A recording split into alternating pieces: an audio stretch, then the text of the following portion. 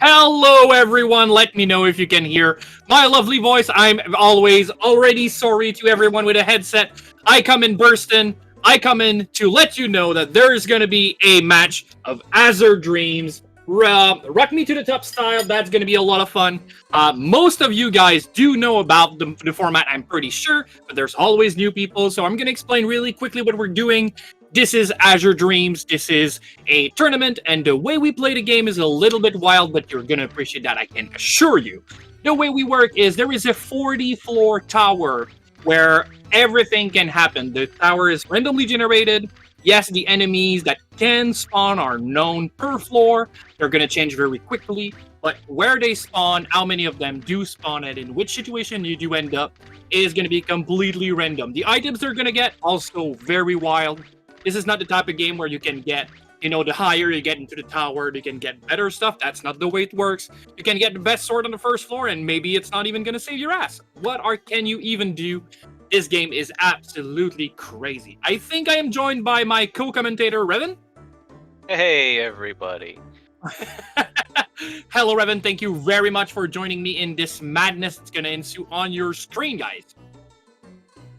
Now, I would like to point out here that everything that Sand Knight said is very true. The tower can be quite brutal with random items and everything, but in this tournament, both runners will have the same opportunities to acquire all of the same items, given a tiny bit of variance depending on how things play out.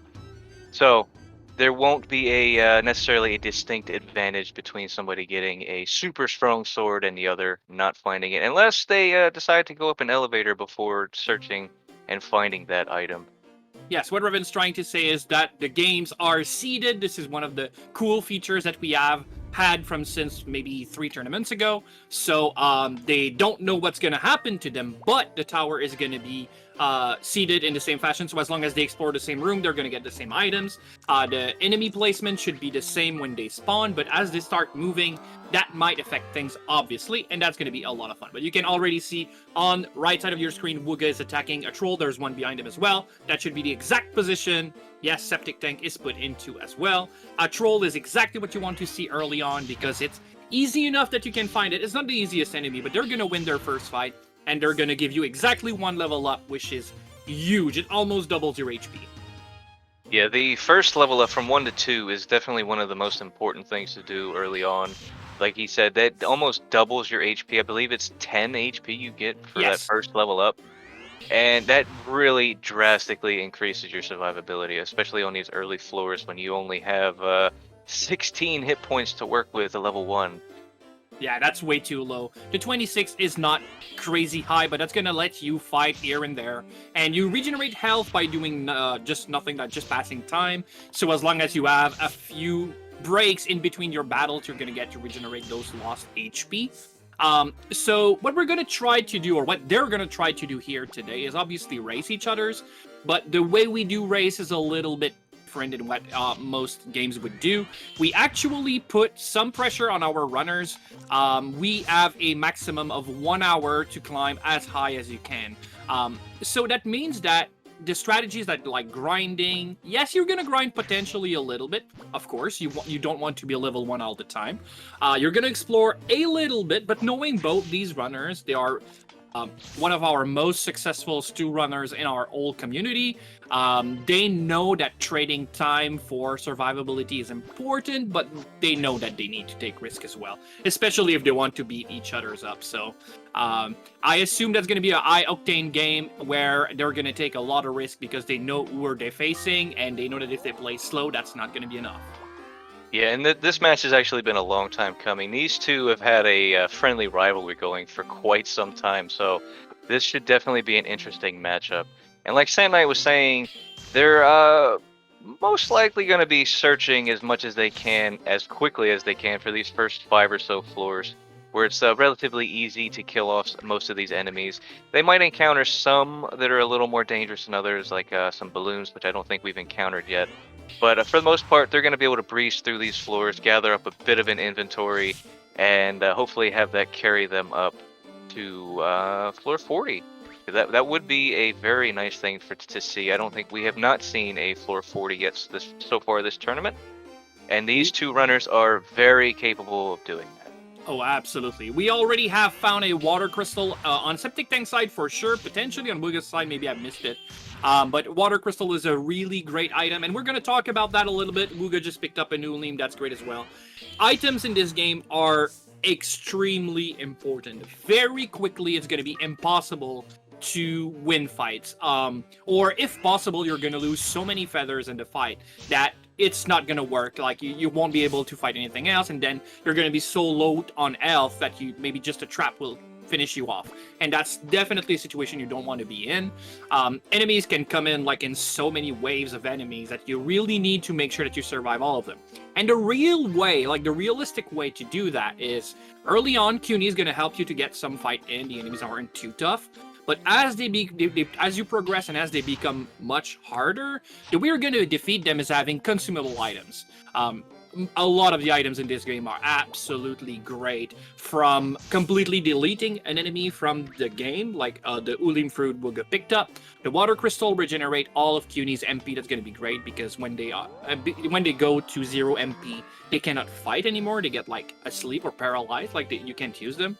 But you can find items like fireballs that are going to deal a lot of damage. You can use a few times. Paralysis, putting enemies to sleep. Fighting is not an option. You really need to use your inventory to its fullest to make sure that enemies are deleted or incapacitated or really destroyed. Like I said, fireballs can deal a decent amount of damage. But just swinging your sword, that's going to work for a while. But after a while, that's not going to be a thing. Yeah, and something we're going to see quite a bit of, I'm sure, is just outright dodging as many encounters as they can. There is a bit of a known thing where monsters tend to move left as often as they can, and there are several different ways that you can manipulate that to your advantage. And both of these runners are very, very good at doing that. Some enemies actually have even more of a bit of a way to ignore them, like these little here we go on Wuggah's side, the little yellow guy here called a Maniva. They're actually pretty blind in that they can only really see what's directly one tile around them at any given point, so you can fairly easily dodge them if you have the right type of layout. And like these corners are very good places that you can do that, and we'll see that at some point, especially on the higher floors where they become quite nasty. Yeah, and the way we manipulate it away from them is the fact that they see you if you end your turn in melee with them, or if you move towards them, but they don't see you if they move in melee to you if you didn't move. Like if you skip your turn and they move in melee with you, they don't see you yet. So you can actually use that to just juggle around them and juke them. It's called Maniva juking, and it's definitely a good strategy that you can use to abuse them. Every monster, not every monster, but a lot of monsters have either a very crazy set of skills or a way to juke them or whatever. So knowledge in this game is extremely important because obviously there's no route to learn, right? You will learn enemies' HP, you will learn on what floor enemies spawn, so that's important.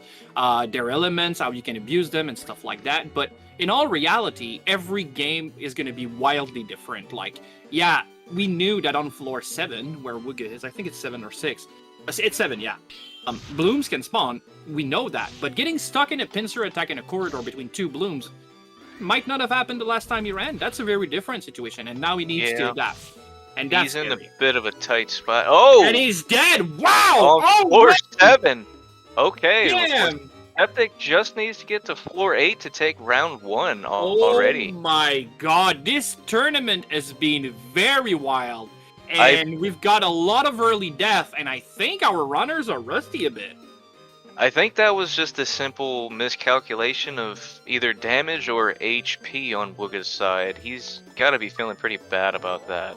Well, he's thrown a sword to deal damage, and sword damage are a little bit chaotic, so I think he could just not realistically know. So he tried it. Was that necessarily the right way to go? I assume he just wanted to not use fireballs and stuff like that. But yeah, really, I understand what happened, and I understand, and I can tell you that Wuggah didn't necessarily make a mistake. But obviously, once you see the result, it was a mistake. But I mean, I understand his thought process, and that was a good one. It's just that it didn't work this time. He took a lot of risk just to make sure that he would save his resources. But Yeah, Wait I a think second, that was that seems like the place where Wuggah died, and that's not a good spot for Septic either. no, it is not. It's okay. He took the risk on the paralyzed wand. I like Mhm. that. Yes. And Septic Tank is a little bit more risk averse. I would be very surprised to see Septic take as much as a risk as Wuggah did and potentially die, but obviously a very bad situation is a very bad situation. He decides to fight, but then that bloom coming in on the other side might be a little bit scary. All Yeah, right. he's on the verge of being pincered again. Okay, the sword throw it worked this time. Yeah. He's using higher elevation as well, which is a very common but very good strategy. In this game, there is an elemental triangle. You can be. It's pretty much the Fire Emblem, weapon triangle. So fire beats wind, wind beats water, and water beats fire. And when you have elemental advantage, you get a giant boost to damage and a giant defense boost as well. So when you are on high elevation, it gives you the exact same bonus as if you add elemental advantage, and it stacks. So if you have elemental advantage on top of an higher elevation, you are, you're a Jedi. You have the high ground. Septic reaching floor 7. If he can find the elevator on this floor, he will take round 1. Absolutely. And this is the same exact position that Wuggah was in. He took the same path. It looks like he does have the one of the blooms actually a bit stuck with his movement at the moment. So once they are agroed inside a very small range, they try to reach you no matter what, including if there is a wall in their way. They don't understand that. Their pathing won't go around. So you can abuse that to actually make them stuck. And that's definitely a very successful strategy. Now, okay, that's good. The bloom dropped down from the higher ground. I was gonna say I don't think you want to fight that guy while you are on low ground, but on the same ground, that's gonna be a tough fight, but he can definitely take it. But Cutie's taking a lot of damage here.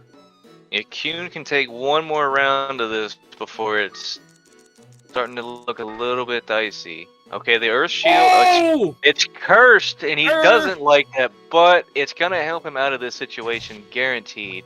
Yes. For right now, the Earth Shield, cursed or not, is gonna help a lot. The problem is, if you've played any older RPG from way back when, curse means that not only it is a little bit weaker, but most importantly, you cannot unequip the shield. Now, there's two ways to alleviate that. The first one would be finding a decurse scroll. The other one is, oh my god, these seeds, they asked for this. They asked for this. Yeah, fun fact, I gave both of the runners a choice of who would generate the seeds for today's matches, and they both chose Sand Knight, believe it or not. So, they had it coming. They knew what they were asking for. Okay, I think that's gonna be match. Unless The bearing leather like shield. He good. definitely wants that leather shield, but Yeah, but he can't equip it anyway. Yeah, he doesn't have the room, can't equip it, and that's round 1 for Septic. 12 minutes of chaos. That's Azure Drains for you. 1-0 Septic Tank. Wow, this is a start. Oh my god, I really like this game. This is so crazy to see, like, two very good runner battling to get out of floor 7. This is gonna be a match. So one of the things we do in this game, in these kinds of tournaments, is, well, sometimes RNG is so bearingly crazy onto one player, like a trap one player would walk onto that the other one wouldn't, that we play it as a best of 3. So this is 1 point to Septic Tank, so this is point match for him. Wuggah can absolutely come back. You just need to win the next 2 matches. And to make the best of the time we have, once in a while, if it ends up being 2-0 for one player, we'll propose to both runners, if they are interested into it, to play a friendly third. Right now, we don't know that it's going to be necessary or not, but definitely we're going to do a quick reset, let Septic Tank know that he actually won the match. And we're gonna get to see both runners set up and prepare for round 2. Now, when that happens, we're gonna get to reset the board. It's gonna be a new seed, so they don't keep anything, neither equipment nor the knowledge they gathered from seed 1. This is a brand new seed, and with that, we're gonna get into the action. Can't wait to see that. So I Yeah. assume. Oh, go on. Oh, no, I was just gonna say we need to do a quick seed check to make sure they're both on the Yes. same one, and then we can get a countdown going for round 2. Excellent. The seeds. Okay, yeah, they were here. Marvelous. I believe we're looking for 61 4. 1469. Yep, 1469. All right. Yes. So obviously, when the players are dead, they have to wait for their opponent to beat their floor count, and everyone has a way to wait for it. But the bath, I think, is a mean for a reason, and I can appreciate that. Now, thanks to programmer, we obviously have the seated tower. We also have a quicker, from new game to where you can actually play. Remove most of the cutscene. So it can actually go very quickly. The seeds are good, everything is fine. So he made it so the ROMs show us what seeds are being played on as well, so that we can compare and just confirm that everything is fine. They are going to move to the introduction, and we start time from outside your own house, which is the first time you input any real control over your main character. We also changed the first floor. We didn't discuss about that because it happened so fast last time. But first floor generally is a tutorial where CUNY teaches you about everything on the floor. And there are 5 items scattered across that floor where he teaches you, oh, that's a sword. Here's what a sword do. That's a shield. Here's what a shield do. Well, the 1000th time, it's a little bit less exciting. So what we did is we completely condensed all 5 items in a straight line, and we moved the elevator from the end of the tutorial level to just after these 5 items. So that first floor, which is always the same, it always holds the 5 same items. If it's not that exciting and we want to get into the action as quickly as we can for the tournament, we change it so you just start in the tower, you step up 6 times, you gather all 5 items, step on the elevator, and bow, you are gone. And then the action starts realistically on floor 2, which is the first randomly generated floor. Team Send Knight checking in. Shifty Sauce, hey, welcome. The idea of having an unrandomizer is so fascinating to me. Yes, I so agree. I don't know how to call it, like the unrandomizer or derandomizer is the name I gave it the first time. I understand that, like, yeah, it's just pretty much freezing the seed, but in the era where every game was trying to be randomized, our game was already randomized. We were trying to randomize it a little bit less, and yeah, that was just very funny to me, that the way that we did that. But it was just simple and efficient and fun. In order to code seeds into a seedless game to decode randomization in a non-random game, I don't know that if it was really hard. I was not part of the process of coding it. I was just in the process of chatting with the guys and making sure that we agreed on how we would do it and what we wanted in the end. And the seed is ready. Our runners are ready, and they're off. I saw that they changed their names really quickly last time. We have Wuggah and we have Do on SepticTank side. Excellent. Sometimes they change CUNY's name. Sometimes they don't. The reason why you might want to or you might not want to is you can change Ko's name before the timer start, but you can't. Oh, Blooms. Oh, there you go. Oh, Septic with throwing a little bit of shade. But CUNY's name, if you want to change it, you do that on your time, which is fair. I generally like to do it because it's funny, but I can absolutely understand a runner that would prefer to have the best time they can. And if you fight against Septic or Wuggah, I assume you just want to do whatever is the quickest, because that can get crazy really quickly. They will equip their sword and shield, obviously change the minimap and their HUD if they are interested in that, but they also put CUNY behind them. That may seem like a very simple thing, but it can create a very huge thing. Generally, CUNY should be by default behind you and to the side. And even though that doesn't seem to change much, like, he's still going to be behind you and not taking hits, what it changes is if you walk and he's on your side, you're gonna walk into a line, and let's say you walk 10 steps in front, he's gonna walk 10 steps to your right, and he's gonna actually scout more tiles that could have traps. if you put it right behind you, he's gonna always walk on the same tiles you did, so you're not scouting extra traps. Obviously, that doesn't necessarily mean you're gonna see more or less trap whatsoever, but scouting less tiles is definitely safer in the long run because...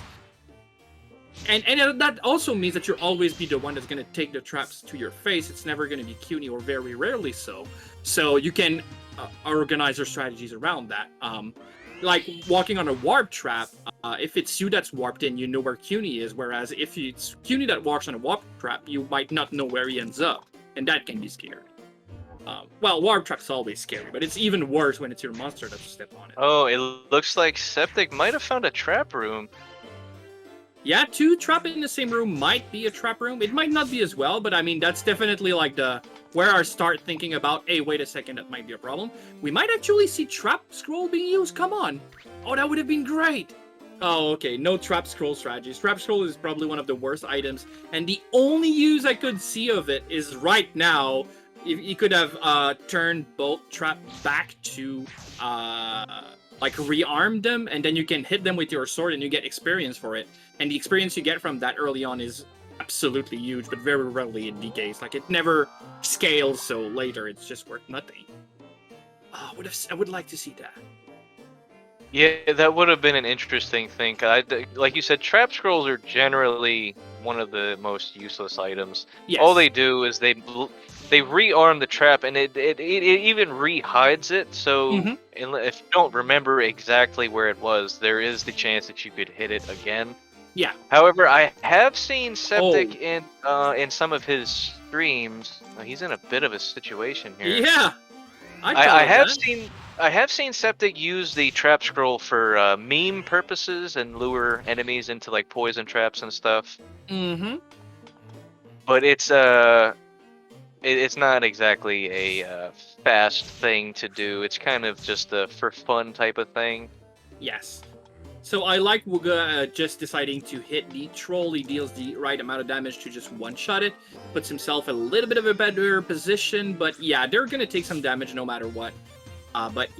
Yeah, that's not too bad. SepticTank had to use his medicine orb. I'm not even sure. Okay, yeah, he's going to use this resource as well. Fireball on a wind monster is always going to deal a very high amount of damage. And you're really... Okay, what's the ball here? Was that worth it? Weeble, no, absolutely not. Alright, so moving forward... There is a niche situation where that could be useful on higher floors if they still have it, but unlikely at best. Yeah, the reason why spell balls such as Healing and Repel makes it so spells are reflected back to the person casting it. The reason why these spells might be good, but they really aren't too much, is you cannot target yourself. So it's just using it on your pet and hope that it works. I'm not saying there's 0 uses for it. Like, if we have found a trap scroll in a different situation, I would have said, well, that's a useless item. But, you know, we just saw a situation where it might have been great. Well, great. It would have been good. Good enough. But I love using garbage items to at least find a little bit of a use to it. Like, Malicious Bell is generally seen as a bad item. Early on, I'll always use it up on the first 4 or 5 floors if I find one. Yeah, I was just about to mention that. Some items are definitely more useful early on if you have an opportunity.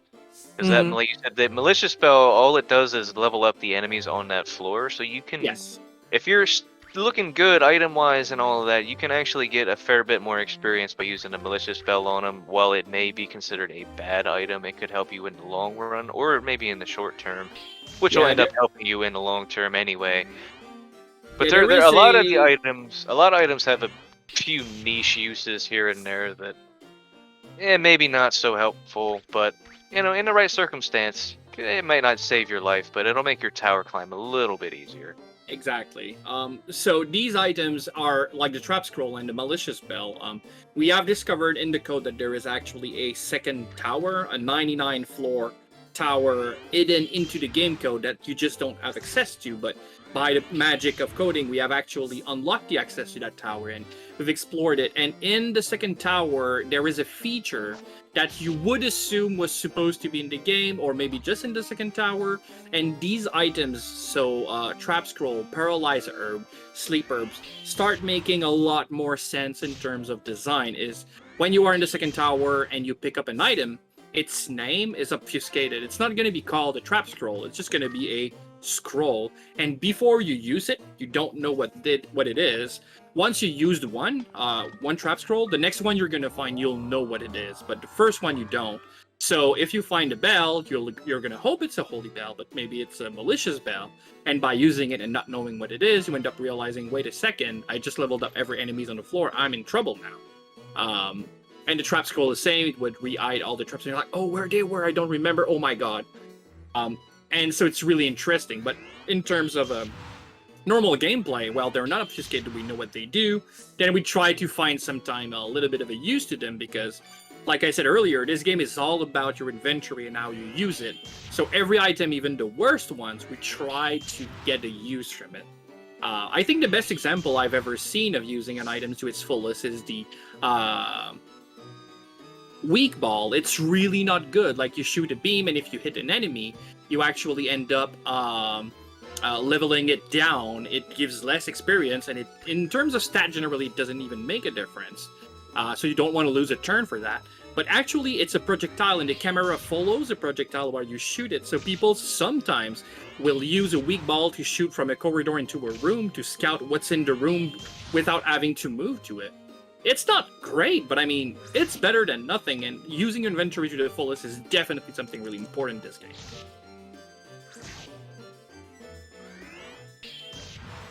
That's probably something we likely won't see, but again, that's one of those niche uses that we try to find for items every once in a while. Now, Sandlight, there is a question that I'm not actually sure to. Is the second tower actually a normal unlock in the Japanese version? No, it's not. The text... Oh, we have a paralysis trap, though. We'll do that, I'll come back to the second tower after. Alright, can CUNY win this fight? I don't think so. Not on his own, I don't think he can. Oh, it's gonna be tight, but I think he loses there, yeah. Oh, yeah. Now, he's probably gonna get unparalyzed very quickly. Yeah, it's fine. Yeah, right. one But turn he lost too CUNY. late. Wow.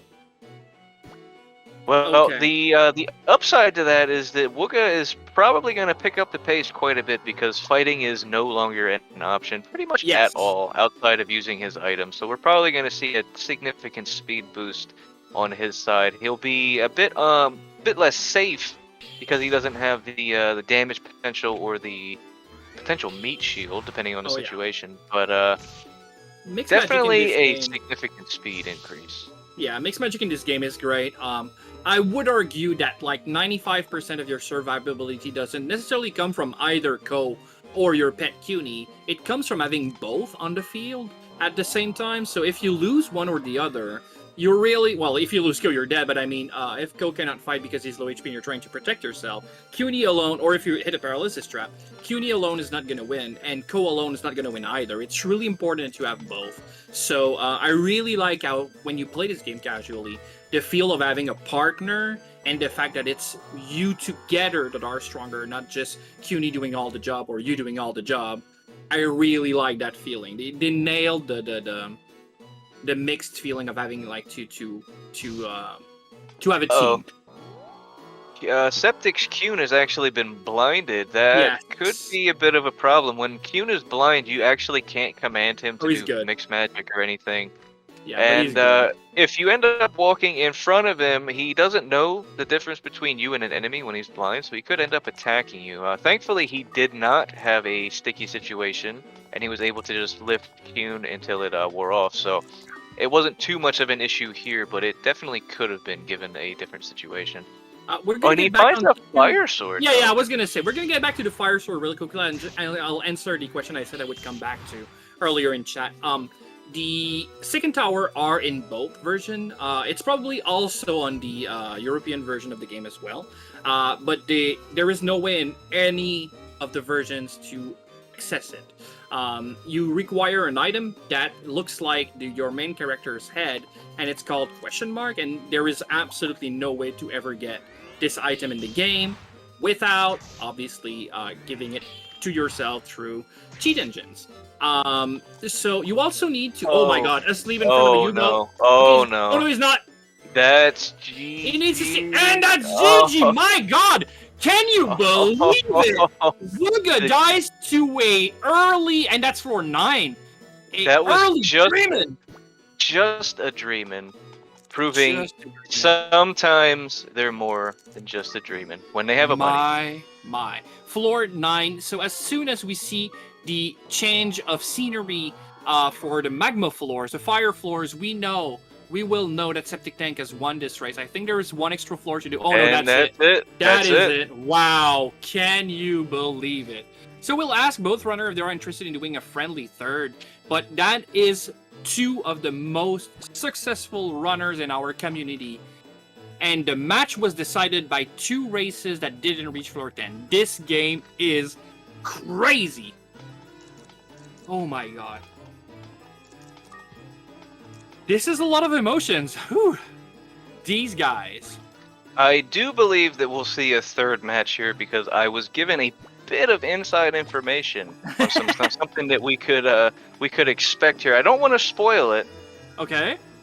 but yeah, this is if we do end up with a third round, which I do believe we will, we should definitely be in for an interesting run, to say the least. Oh, I think so as well. Yeah, they definitely can make it extremely interesting, and they just did. I love these races where there is problems. Having not the greatest inventory and always being on your last straw, even if they don't always reach 40, which is exciting in its own fashion for sure. I love run where the runners are pushed to their last entrenchment. I find that extremely exciting, and I love today's match, even though you might say, oh wow, they didn't even reach floor 10. Doesn't matter to me. The most exciting matches are the ones where you can see them think and do the artist, and the situations are incredibly harsh. And Wuggah had a very tough session today, but that still just proves to me that he's one of the best. And yeah, sometimes there's just no out. And it looks like we will have a third match, and they will be doing what they had talked about before. I will continue to leave that as a surprise for chat. Ooh. And we're gonna need. Wuggah has requested a few minutes. I imagine he wants to calm down a little bit for this third match. All right, I'll finish my quick rundown of Second Tower to put people on in the know for those that didn't. So yeah, you need to get a special item to access it, which is your main character's head. The item's name is question mark. And you need to also have beaten the final boss, which I'll leave as a spoiler for now, even though most people would know. And once these 2 things are done, on the second floor, there's actually a special tile you can walk into. It's 1 tile north of a water tile in the north left section there.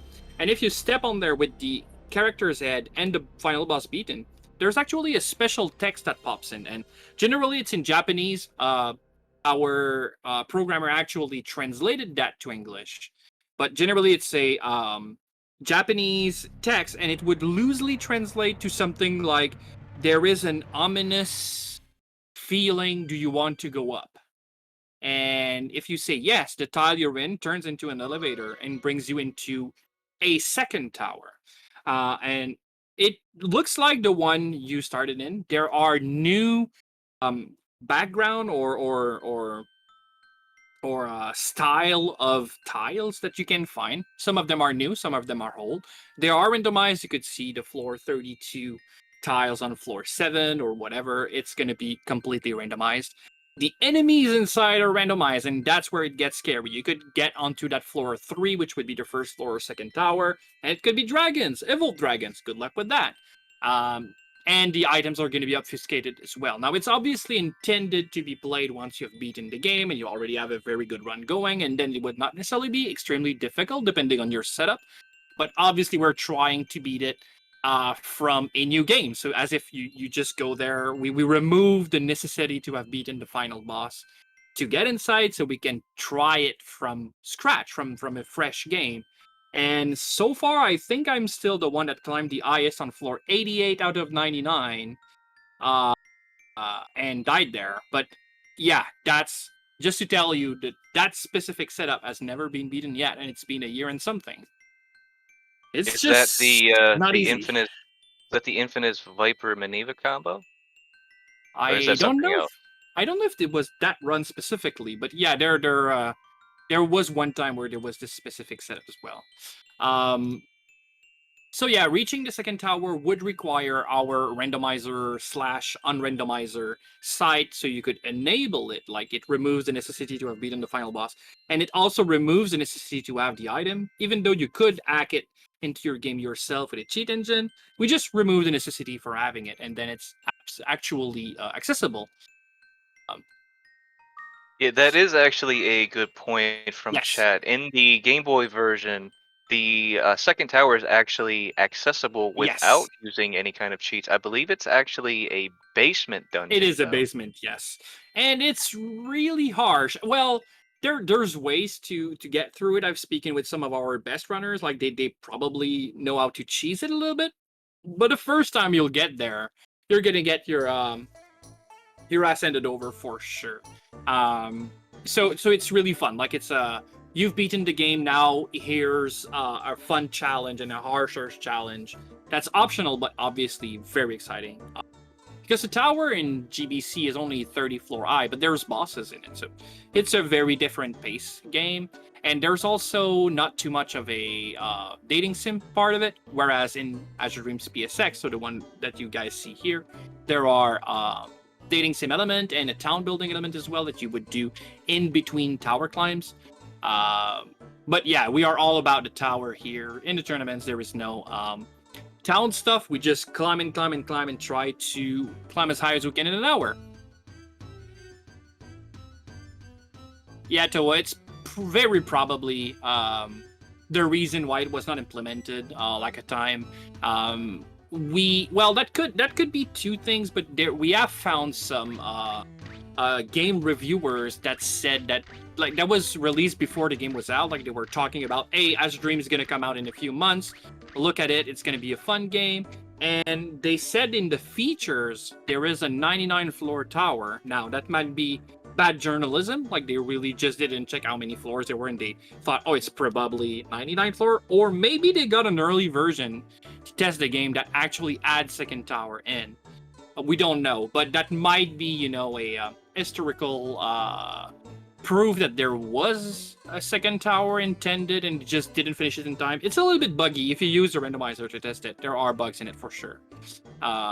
We have washed some of them, but not all of them.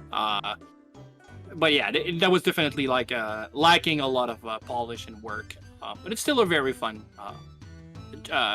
play for sure. So I assume Revan is pretty much setting up our runners for the next race. He talked about something a little bit. I don't know what it is, but I think something is coming in. I'm trying not to go into the Discord to see what's going on. So I assume they are going to do a special kind of race. Because friendly third, the match is already decided. Septic is won. Great for him. Generally, when you do a friendly third, maybe you really want to continue battling it out. But sometimes you just want, to unwind and have some fun and give a good show. So sometimes you would just, do mess around, right? So I assume that's what's coming. What's going on? We will see. We will see momentarily. The countdown has Ooh. been initiated. Chat, you are in for a ride today. Okay. Oh. So Talfen says that maybe they're gonna do glitch entry? Okay, that could be interesting. Is that what's going on? I assume, yeah, both these runners run glitch entry. I can neither confirm nor deny anything from chat. Because you're in the know. I can say anything I want. Palumpa Hell run would be fun for sure. If it is a Palumpa run, I can just lay down how it's supposed to be. Let's see where these guys are. Can I confirm nor deny? Palumpa is the weakest monster in the game. It's the slime in Dragon Quest, right? It's really, really, really weak. It's got really not a lot of MP, and MP in this game is a little bit weird. It's not just for casting spells. Everything you do costs MP, including attacking and just walking around. And when you're at 0, you fall asleep. You just don't have energy anymore. And you need to be fed to continue having energy. That's glitch entry for sure. If you guys have never seen this, this is a very interesting thing. They're going to set up a fruit on this little plant, climb up here, use a little bit of a weird placement, and SepticTank's got it first try. First there we try. go. We're So, gonna have a little bit of a controller problem. Septic had given me a hint the other day that they had agreed to do the first 2 matches, win or lose, as a regular Qun run, and Okay. whether it came down to the 3rd match or not, they had both agreed to do a glitch entry run. Oh So, my god. And for those that aren't aware, both Septic and Wuggah are first and second place on the any percent leaderboard, and their preferred method of running is without Qun. So Yes. this is definitely in their comfort zone, and we'll see how that works out for them. As much comfort as there can be in a glitch entry run. True. Glitch entry generally would be used in any percent because you can skip tutorial. That's dropping all your safety that QD provides in exchange for maybe a 35 seconds time save from skipping the tutorial.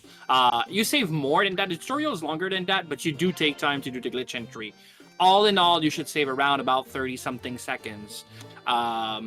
That's very, very crazy. Now, like I said, most of your firepower comes from having both Quni and Ko alive, so safety is out the window. That's not a thing that exists anymore.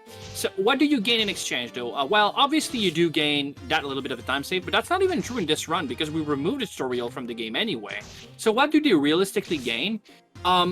A change of mentality is pretty much the only thing they do gain, but even though that might seem like something you can do whenever, when you don't have a pet to help you, you start playing faster because you know you cannot win. You're going to use monster manipulation more, you're going to run a little bit more, waiting enemies to get out of room before entering yourself and stuff like that. And that change in attitude or the way you tackle the tower is actually huge. We've seen a lot of runners lose QNE being 5 floors behind and suddenly they just start zooming up. Now, that doesn't mean that you should drop QNE all the time. We've seen a lot of runners also just die because they don't have QNE. Like, QNE will help you survive. But if you can actually manage to not die while not having QNE, you're going to be faster. And that's really, really important.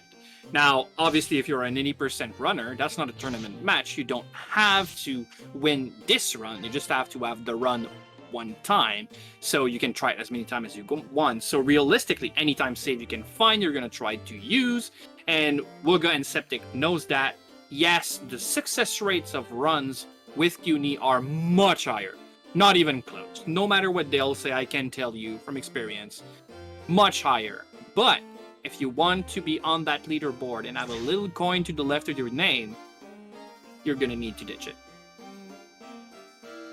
Yeah, it's definitely a more volatile run for sure, but it can also be a bit more fun just because, like Sam Knight was saying, it completely changes your mentality. Fighting is not on your mind at all, unless it's like the first couple floors. And even then, you can see Septic here is trying to avoid fighting these 2 particular enemies as much as he possibly can. The flame, he could probably deal with the flame. He'd take a bit of a beating. But the Cyclone would all but kill him at this point. He would pretty much need to use a fireball charge, and those are incredibly precious when you don't have Q to rely on. You only have 5 charges in it, and you're not guaranteed to find any more throughout your climb, so you definitely want to try to save them for as long as you can. It looks like, actually, Wuggah has found a flame ball, though, so there is that for when Septic gets up. I believe it's on the next floor. For some reason, SepticTank is gathering wands, which I assume is just he's just forgetting that he shouldn't, due to the fact that he was running with CUNY earlier on. Or maybe he wants to throw them But I mean, it's already starting to be a little bit late to throw weapon and deal a decent amount of damage. Like, sword deals a little bit more, but even then, that's gonna very quickly, like, it never scales. It's gonna very quickly become like 1 damage anyway. But his usage of picking up, well, Centurion Monster can be picked up like that Troll can, but the Cyclones can't. You can throw them away, and if you throw them at the face of an enemy, sometimes it confuses them a little bit, and it will make them turn around and go the other direction. So you can use that kind of strategies to throw enemies around. Just picking them up enemies as well is huge. You can pick them up, move around, and then throw them in a room you're not intending to go in, just to not having to fight them. You can see SepticTank using AI manipulation. Very simple usage of it, but still, he knows where enemies are gonna go, and he just let them go before actually deciding to engage. Now he's fighting with the idea of, should I, retract? And he decides to go back, but again, that was dangerous that he would get another enemy, and we get push strats. Wow. Push strats, yeah. It's safer than going for the lift because the lift can't fail. I believe it only has a 62-ish% chance. 62.5, yes. Yeah, it has a pretty good success rate. But given the chance that it fails, you're going to be taking 2 hits from that instead of just the 1 that you can guarantee from a push. And again, not all monsters are pushable, just like they aren't all liftable. So that is a bit more game knowledge that both of these runners are going to have. And some of them are pushable but not liftable, and that's gets confusing. But at least you can try the push or the lift without, well, yeah, if you can do it, that'll take your turn, but if you can't, in both cases, you're not going to lose your turn. So you can test it if you're not sure. At least there's that. Oh, this is a bad spot for Septic to be in. Yeah, I was going to say. If the Flames decides to shoot, he needs to move diagonal. Oh, he's risking it. I don't like that. The Flame could have very quickly ended him there. Yeah. Okay, Medicinal Herb. I like that a little bit more. But Wuggah's already a few floors ahead and going fine. He's found a sword upgrade as well. What kind of... I missed him equipping that. Is it just a steel sword, or...? Okay, I'd like to see Septic use Mr. Malicious? No, okay, just gonna keep the train going. We have an egg. That could potentially be something pretty good. It could be a U-boat or a clown. Yes, that's exactly what we want to see. U-boat or clown. I don't know that he's realistically gonna hatch, Like we said, the change in attitude that you have in the tower due to running monsterless is, if it's not gonna be a Garuda, I think Wuggah's not even gonna try it. Yeah, I do. I was watching Wuggah stream the other day, and I believe he had made the comment about the lower floored eggs that can potentially be U-boats. He's not as interested in potentially hatching because there's a lot of bad things that he doesn't want to get that he could use as a bomb instead. Yes. Whereas when you start getting into floor 10 and up, or floor 11 and up, I should say, because then you can also have the potential to get a Garuda or a U-boat, which are both fantastic familiars to have. So he's a lot more likely to hatch those than he is the 5 through 10 eggs. Yes, exactly. I would agree as well. Depending on the stakes of the match, I would change my strategies regarding the eggs. But against either Septic or Wuggah, I think there's just no reason to try it. Where there's reasons, but they're not good enough. These guys are gonna absolutely leave you in the dust. And you can already see, even though Septic is having a great run so far, Wuggah is just running like the wind. Floor 11 in 9 minutes. That's very good. Yeah. They both still have a wooden shield on, though. That can be pretty scary. The wooden shield is basically worthless at this point. It's saving them a whopping 1 damage when they get hit. That's gonna hurt. Oh yeah. But he had the inventory to risk it. We always think of our HP as a renewable resources, so tuna fruit was safer for sure. But you won't have the tuna fruit anymore if you use it, obviously. So if you have the HP to try to pick up, why not try to pick up first? And if it fails, then you use the the tuna fruit, because at the end of the day, that HP is gonna regenerate. You see, it's already regenerating. It's slow, granted, but I mean, he's gonna get most of its HP for its next encounter, which you decide is not gonna be an encounter. And I agree, volcanoes are scary. Yeah, the volcanoes are they're almost as bad as griffins in some way. They can hit pretty hard. The only benefit of a volcano is that it doesn't have the rise spell. And it's certainly not as trigger happy with it like the griffins are. They love to snipe you from across the rooms. For sure, and he actually got it out off of his trail, so that's pretty nice. And that's a blind. Oh, perfect. And the dreaming Pillar ball. Let's frickin' go. All right. That water crystal could have been nice, but running familiarless, it's not useful at all because it doesn't affect Co at all. It's just your familiars. And it's weird because the description of the water crystal says something akin to like heal the full HP and MP of your team or something like this. And they meant team as in your partners, but I mean, realistically, when you read that, you think it's going to heal you, and it doesn't. During that time, SepticTank is in a little bit of a predicament, but I think that, Palumpa one-shots the balloon, no problem here, and dies off, and we're going to get a Bloom, fight, or Balloon. He can choose. That's scary. He's going to have to use some balls here. He doesn't have the HP to deal with this. Absolutely not. He decides to fight the balloon off, which I think is a great idea. Yeah, that's definitely the way to go. He's gonna take a hit though. Oh no, that's a one shot. Good. I thought level 5 would be a little bit too low for the ball to one shot, but that was good. Now he has to retrace his steps as well. That's scary. Yeah, he's gonna face off new enemies. He's gonna take a hit for this one, unfortunately. Oh, he does have the HP to take a hit or two, but it's not looking great. 7, that's good.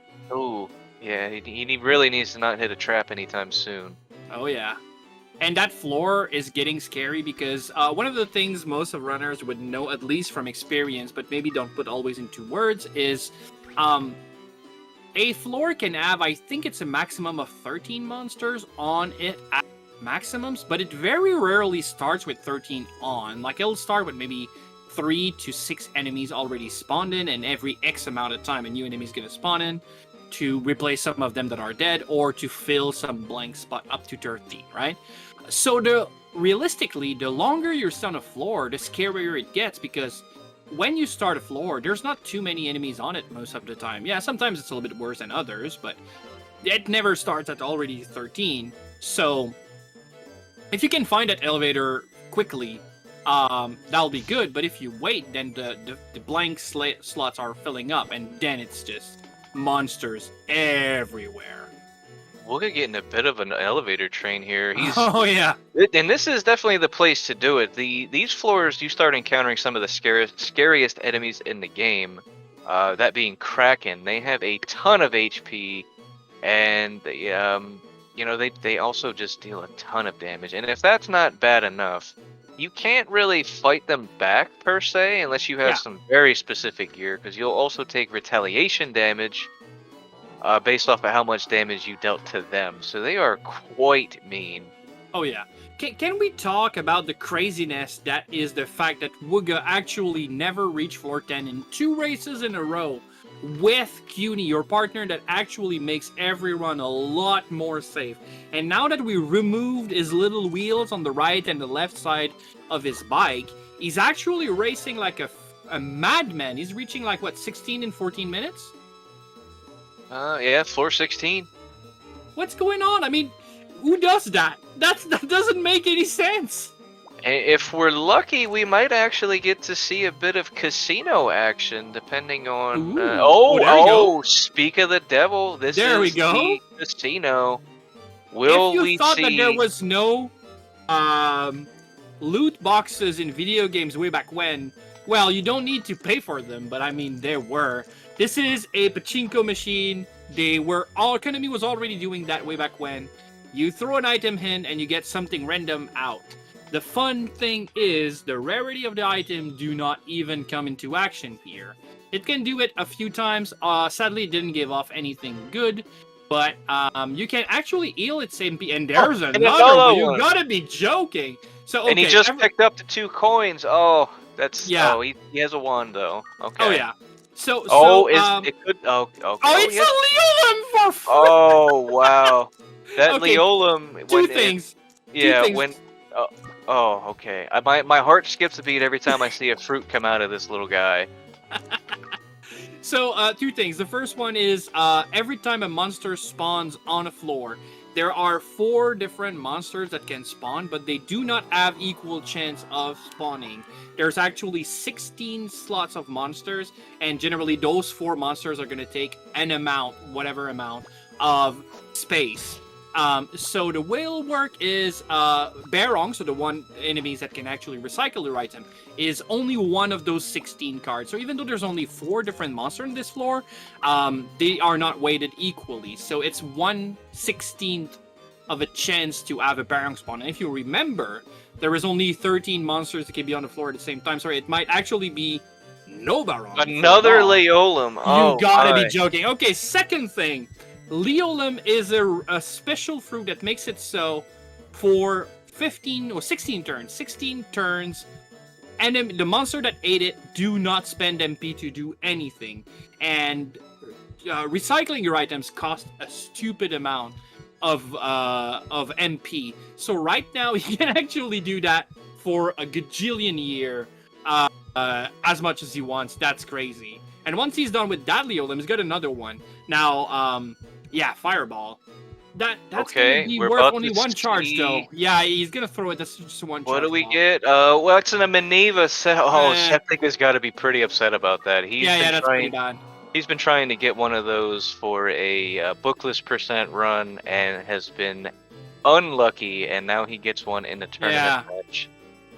And a lot of other types of runs, Manivas can be really interesting because if you have also a picket, you can use a infinite duping glitch. So for runs, sorry about that, guys. For any runs where you need to actually build the town, we have categories for that. You're gonna need money, and then you just pick up an item that's worth a lot of money, dupe it, and then you have infinite money. So Manivas can be absolutely great for these categories, but for any percent, it's really a sad monster. You don't want to use that. And we have almost gotten to Viper Town. Yeah, that's crazy because SepticTank just reached 10, and Wuggah is actually going to be double that in really soon. Granted, Septic had a really rough time on like 7 or 8. I don't remember which one it was. It's 7. But right now, I know that SepticTank is going to just speed up. He's going to be fine. I'm not too stressed for him. But that gave time to Wuggah, and Wuggah used it very well. I am a bit worried about Wuggah with his spell ball situation here, because when you get he got a few balls from that Barong, and generally speaking, the balls that you get out of a Barong only have 1 or 2 charges. Yes. And he does have a few duplicate balls, so he's not going to really be able to tell which one has. The balls he got from the Barong he threw back in, so none of them were actually. Oh, did he? Oh, okay. Yeah. The number of charges a ball has from a Barong is not random at all. I think it's MP amount when you threw the item divided by 50 or something like that. Okay, and we see Viper Town. Yes. Oh yeah. So the halfway point of the tower we call Viper Town because, well, there's vipers, and they are definitely the worst things that is new on these floors. It's also a greenish type of a tint. It really feels like it's their spot. They have that bandit look on their face with the mohawk and everything. They are the Viper Cartel, and it's their town, and you are trespassing, and they'll let you know. They hit super hard. They can definitely take a few hits. They are water elemental, which if you didn't change CUNY's element, you're going to be at disadvantage there. And every time they hit you or CUNY, they will actually reduce permanently your attack power for as long as you don't leave the tower. When you leave the tower, it gets restored. Or if you find a Zac herb, which restores that as well. But that's kind of a, well, rare-ish herb. So, yeah, you can be stuck just getting weaker and weaker. Even though you should not get too weak because they'll kill you before then. Yeah, and Haziks are only rare when you need them. Any other time, you find them everywhere. All right, so we have a little bit of a bad situation. Realistically, I would skip turn to let the Palumpa hit me so that the, yeah, that's a good, the way he's placed right now is good. Yeah, so the, And you can finish him off with a ball spell Yep, yep. here. Very clever. Using the Palumpa to prevent the wee dog from actually moving in that tight corridor is perfect. It's really fine. All right, glasses is good. Use them without hesitation. Oh yeah, he really wants to be out of this floor, I think. Yeah, yeah. That's a fair assessment of the situation. And yeah, those Palumpas are actually level 1. They are a copy-paste from the second floor. So, yeah, they won't deal any damage. He's absolutely fine having that on his trail. And he lost the wee dog, which is great. He's not able to. He tried No. to turn the Viper around, but it didn't work because the Viper's already aggroed. Aggroed, yeah. Once you're aggroed, you can't change He, that. But okay, the binding. there you go, there you yeah, go. There you Yeah, go. use it That's as a a good block. way to lose it. Yeah. And he's going to try and pick it up because you can use it as a boomerang, and you're going to see that right away. Pop, go all the other way, and you can get your boomerang back. That's what we call a Palumparang. Because they're so weak, you can try picking them up like 15 times, doesn't matter. And, yeah. And it comes back to you, and it turns the enemy around, so Palumparang. There you go. It's just sad that you don't get to keep him. Yeah, they are kind of cute little guys, aren't they?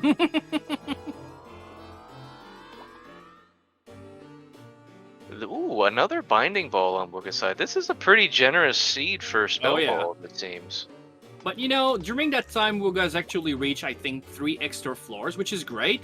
Oh But- my! Oh wow, yeah, balls that's in a the same good. room. But that's a weak and poison, yeah. it's not Yeah, okay, okay.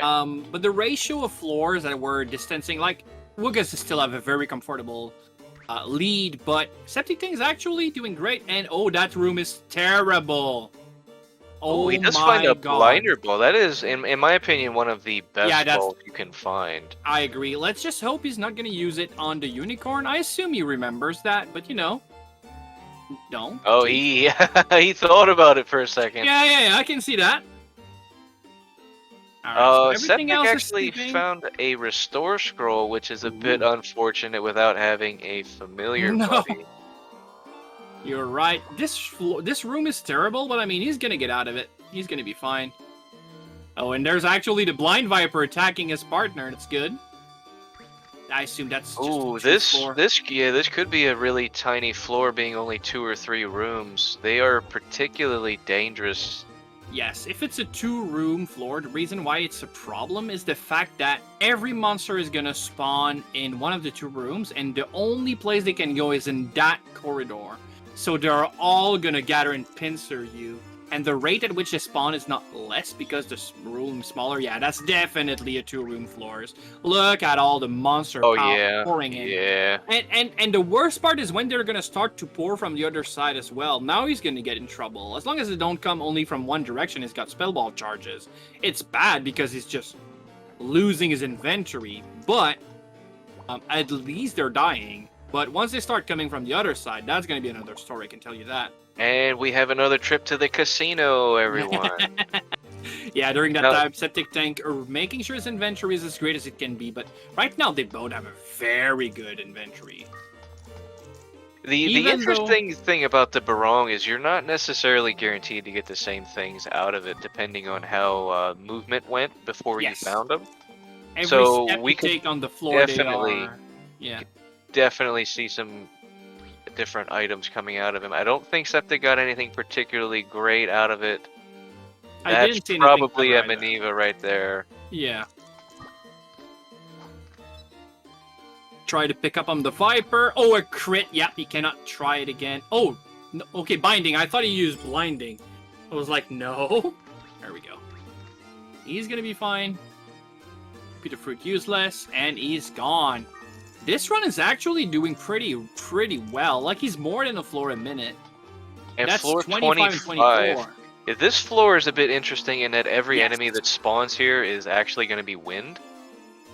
And wind monsters are highly susceptible to all of our attacking spell balls, so this is a great place to level up if Yes. you have the resources to do so. It can be a bit scary. Yeah, I was gonna There say. there are enemies on this floor called stealth. They can actually spawn into when you first get to the floor. They can already be invisible. That's their special thing. They can Yeah. use an ability to turn invisible, and they can already start like that. And the only way that you're gonna know that they're there is when they either smack you one, or you use a monster loop, which cancels out their invisibility entirely. Yeah. And that's 3 floors that's gonna let you, there's gonna be a lot of butt clench on these 3 floors for Wuggah for sure, but he's very lucky. 2 Oh, elevator and that train. elevator train. Yeah, yeah. He's out of stealth territory. Yeah, he even saw a barong in the spin. And Oh, an item room. You gotta be joking. What do we get oh here? wow. Which one is that? Sleep. Sleep. Yeah, wow, look at that inventory. Almost over a full page Oh. worth of just spell balls. That's insane. What's going on? Okay, I think the Send Night Seed we're done. Like it crushed Wuggah 2 times in a row, and then it's just gentle seed. It's nice. It's good. Now, not trying to remove what they're doing right now. It's great, like that 2-room corridor where Wuggah was stuck in. Very tough situation. Most runner would die here. It's nice to see that Wuggah got out, but at least he's got tools. And if a runner can ask only for one thing is, yeah, the tower is gonna be trolly. You're gonna get in tough situation. Can I only please have resources? Oh, and are we gonna see a bit of story? There is a chance that we miss the encounter that we're supposed to see here. It's very unlikely. Yeah, very unlikely. There we go. It's 1 in, I don't remember what the amount is, but it's 1 in like millions. 42 billion? Or No, it's not. That's not okay. You're mocking me. But yeah, no, it's 1 in something million because it's 1 of 4,000 to have a trap room, and also it needs to remove more traps than there was on the floor. And if it goes into -1, that's actually where Beldo is located, and then it overwrites that. It's 1 in a lot. Let's call it that. All right, Yeah, so and tyrants. these are definitely some of the most scary floors you can encounter. Everything on these floors is a death sentence. Oh yeah. If not handled properly. Oh yeah. The killer. So the green one on north side of Wuggah screen. These guys have axes for arms. Ooh, They're 2 really scary. They hit you for pretty much like, I would say they would maybe one-shot Wuggah. I don't think it would, but pretty close. But they have 25% chance to crit, so, yeah. And they have an attack that can actually just crit. And if that happens, you can say goodbye. Oh, that's exactly half his health. Yeah, you cannot take another one. All right, binding is good. Pick up throw. There we go. And some people would just walk over with the monster, the paralyzed monster in their hand, and they're just gonna walk to the elevator. But you want to turn around and throw, because if you step on a paralysis trap, you're gonna drop the monster at your feet paralyzed. It's gonna unparalyze before you do, and then you're gonna die. You want to remove that. Ooh, Liam, wow. Can you believe the tower? The instant refund on the Olim and an egg. They have to throw very good items to the floor because they have 2 good stuff. Wuggah was actually having to hold a tuna fruit in his hands because there was no inventory space. That's crazy. What a tower. Yeah, he can clear up some space here with some star glass use. I think he might even have a couple loops left. I think he might have an... Oh, that's gonna hurt. Oh, yeah. That's the things that you don't want to see. You still want to go fast, so you want to use demon speed as much as you can. But obviously, once in a while, you're just going to dash a little bit too fast and get in the face of an enemy. Or it might see some Canadian strats coming up. This new enemy, the 2 sleeping block of ice, that one. That's called a glacier, and glaciers are scary for one reason. They're extremely trigger happy. As long as you are in a straight line with them and they see you, they're gonna get very pissed and throw a ice block at you. Now, it doesn't deal that much damage. It's still going to be scary, but I mean, that's not the strongest ability in the game for sure. Now, what it does is it pushes you up until you hit a higher elevation or a wall or an enemy. It pushes you, and it can push you infinitely, I would know. As long as you don't hit an obstacle, you will just be pushed around. Now, the worst part is what happens if you get pushed all the way to the face of a monster? You're gonna get punched as well, and that can be very scary for sure. So yeah, and what we call a Canadian strats because we call their ability curling, and so obviously curling Canada makes sense, and you can use that if you know where you're gonna end up. Oh, and that's it. No, not even. 50 okay, He's good. okay, He's alive. okay. Oh, yeah, you can know his heart stop for a second here. Oh, hashtag goals and night knows. Yeah, I do. Okay, we're gonna see the medicinal herb. It's gonna help a little bit. Yeah. You don't want to have 11 health and walk on a bomb trap and die. Yeah, that's gonna maybe save him from a. He misstepped there and that's a kill! No! What floor was that? 35? Oh, was that 30? I was 35 or 36. Around about, right? Yeah. Oh, man. I didn't see it because of the HUD, but I mean... I fully expected him to make it to 40 there. Oh, obviously, that would have been great. 35, pretty sure. Yeah, Thalfin, I agree. I'm pretty sure that's that. And that terrible room where Wuggah had memorize this time. floor. Oh, I hope he memorized the enemy location there. This is bad. No! I think that might be it. Does he remember everything? This is that one. This is that 2-room floor, I believe. Yes, it is. Does he? He doesn't have the acid rain. Oh, he needs a cure-all herb. That's what he needs. Paralyze. Okay, that's the yep. Throw it on the unicorn. Okay. Use a blaze. That's gonna hit the viper. Oh man, this is sketchy. Yeah, I love it. Okay, what's next? What does he even have? Okay, that should hit the viper. Turn it to win and then one shot. Oh, that was the viper. Yeah. Oh, he's out of charges. That throw really helped him out there. There's a block to the left or to the right. I don't know where it is.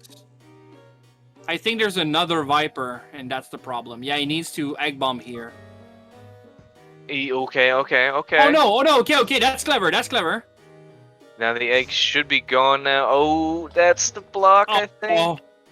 Yeah, there's 2 enemies, one on each side. He's gone. I don't think he lives this. No, I don't think he lives this either. Maybe if he had done things in a different order and he threw the egg first, the viper wouldn't have got a hit off on him. Okay, pick up, move up left, and I think he's okay. Nah, the block is gonna punch him to death. Is he soft locked somehow? It feels like he's soft locked. I don't think I've ever seen this one before. No, me neither. I mean, realistically, even if he did soft lock, I think he's just dead anyway, but... You know, maybe he dodged? New soft lock. Add it to the list, Gene Freak. That's gonna be a long list. Okay. I think it's still soft locked and he used the, maybe not? I think he used the press and hold square to enter menu. It's potentially still locked.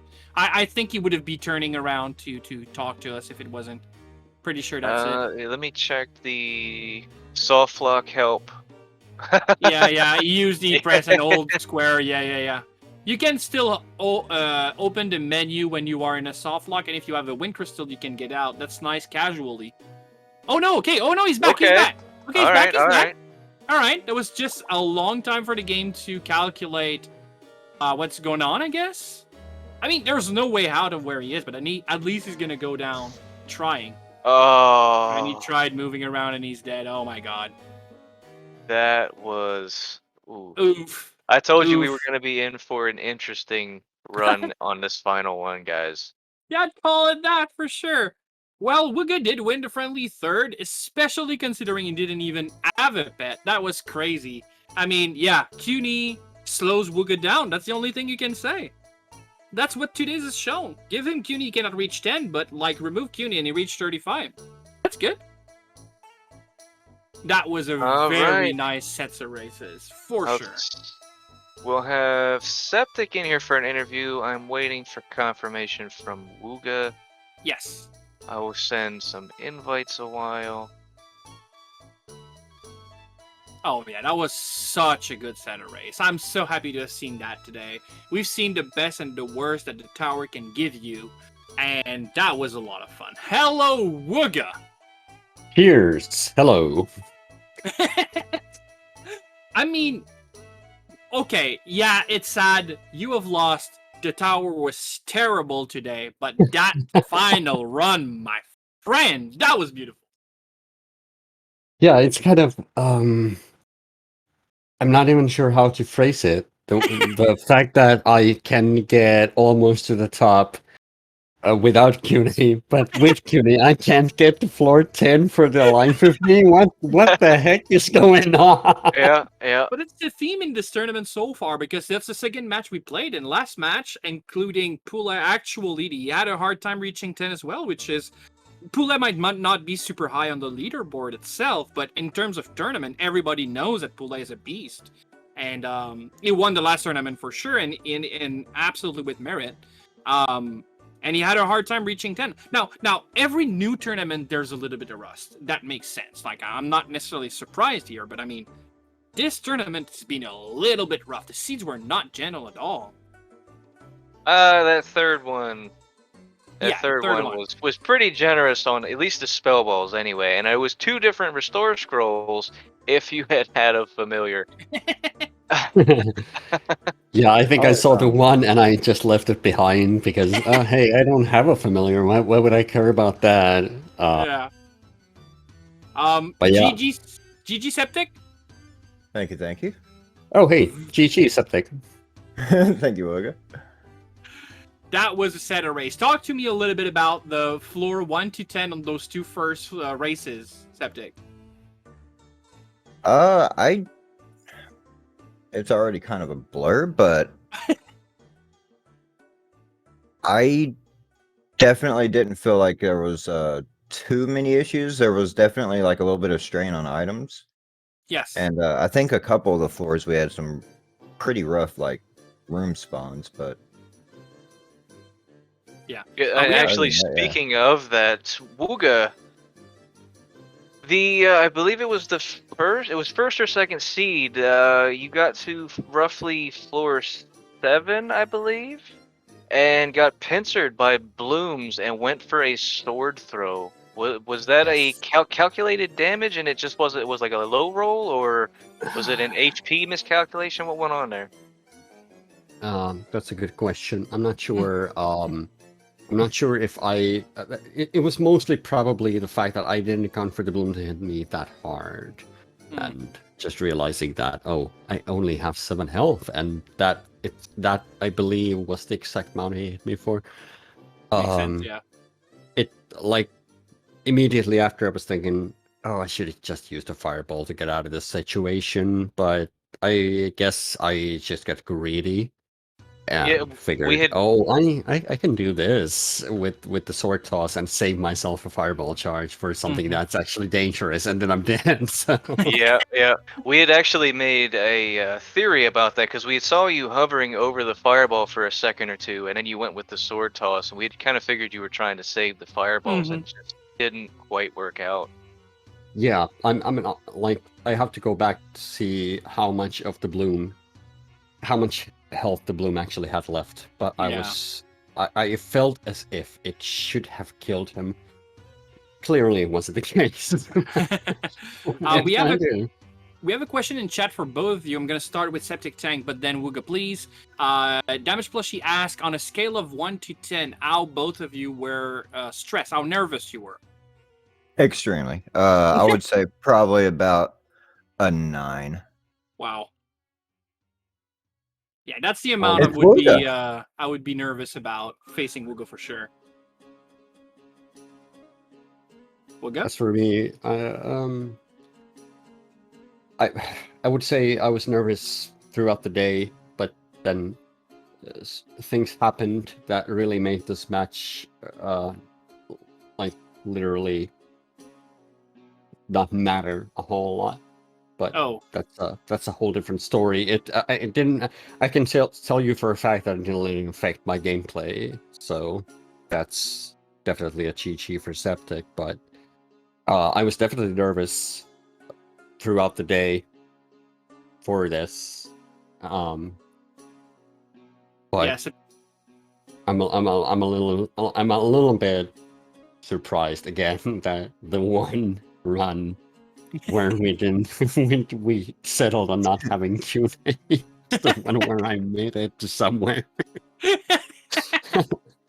At some point, you were 10 floors ahead. I mean, definitely there was a little bit of a kerfuffle on a third run with a SepticTank being exactly in the same situation you were actually, just getting stuck in small corridors between blooms and balloons and manivas, and they were not letting him leave. And during that time, you got a very huge floor lead, and at Yeah. some point you got some good elevator chains, and so at some point SepticTank got the same ones, and he closed the gap a little bit, but it was, I don't think more than like 5 floors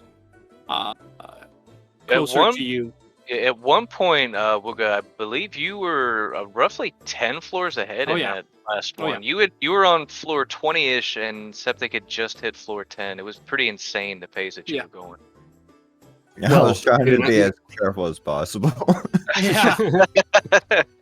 Yeah, I figured that, I have nothing to lose anymore. I can just breeze through. It doesn't really matter if I fail or not at this Mhm. point. It's not a life or death situation in terms of the tournament. So let's just take all the just release all the safeties and do whatever I can. I'm a little bit sad that I didn't make it 40 on the last run, because it was literally just me not realizing the golem had woken up, Mhm. because I'd had all the tools to actually make it to 40 in a pretty good time. But Yeah. Yeah, you almost Yeah. had 2 full pages worth of spell balls. It was ridiculous. yes, so that was, but yeah, that was just a misstep. Just it woke up. Oh, it's gonna hit me. Oh god, Yeah. I'm dead. Some of It's the one of those enemies, things. some of the enemies, their different animation on asleep and awake is not too clear. Let's just call it that, like maximums, and sometimes we dogs, it's, you're like, is it awake? Is it not awake? I don't know. And then you just try to go fast, obviously, and you just you also had like a punch from a dragon that got you lower as well in the corridor just before. Just go as fast as you can, and then you realize, oh my god, that's dragon's too late. I'm getting punched. Yeah, these all add ups for sure. But I absolutely understand the state of mind you gotta be. You just want to go as fast as you can, and you're gonna make those small mistakes. Just hope that they don't pile up. And yeah, this time they did. Yeah, I'm pretty sure I realized it was awake, but by the time I realized it was Yeah, awake, okay. I've already taken the step. There's like this tiniest bit of lag if you enter a room and a monster wakes up. You're already kind of settled on, okay, I'm going for the elevator, but there's this 1/10 of a second where it's like, oh no, Yes. there's lag, and then you already press the button, and oh, it's hitting me, no! Yeah, you just see your life flash before your eyes. Yes. Yeah, We've all been precisely. there.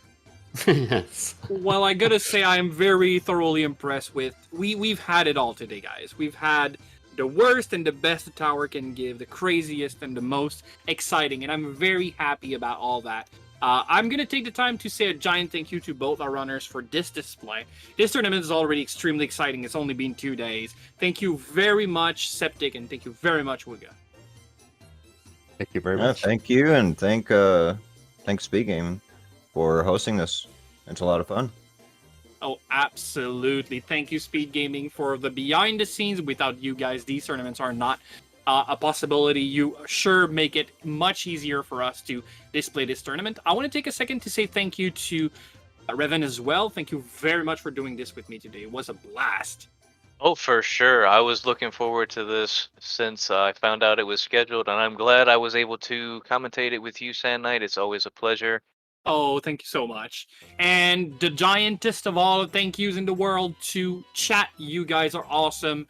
I mean, if you guys aren't here, it's just a lot of us, racing each other's, but with you, it makes it a lot more exciting. We know we're running for a public, and your interactions is always the greatest. I love you guys, and we're gonna see you next week for more matches. Thank you. Bye, everybody. Take care, Later. everyone.